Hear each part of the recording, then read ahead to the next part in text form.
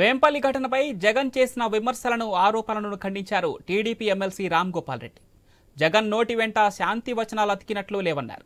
పార్టీలకు ఫ్యాక్షన్ అంటగట్టిన చరిత్ర వైసీపీదే అని విమర్శించారు. వేంపల్లి ఘటనలో టీడీపీకి ఎలాంటి సంబంధం లేదని చెప్పారు రామ్ గోపాల్ రెడ్డి. పులివెందులలో ఏర్పాటు చేసిన జగనన్న కాలనీలో అనేక అవకతవకలు జరిగాయని ఆయన ఆరోపించారు.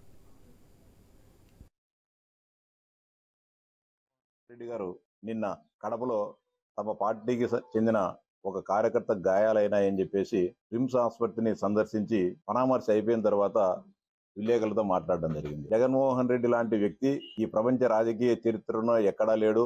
నా ఇంతటి శాంతి కాముకుడు, అహింసావాది నేను తప్ప ఇంకా ఎవరైనా సరే దిగదుడిపోయిన విధంగా చాలా ప్రవచనాలు చెప్పడం జరిగింది.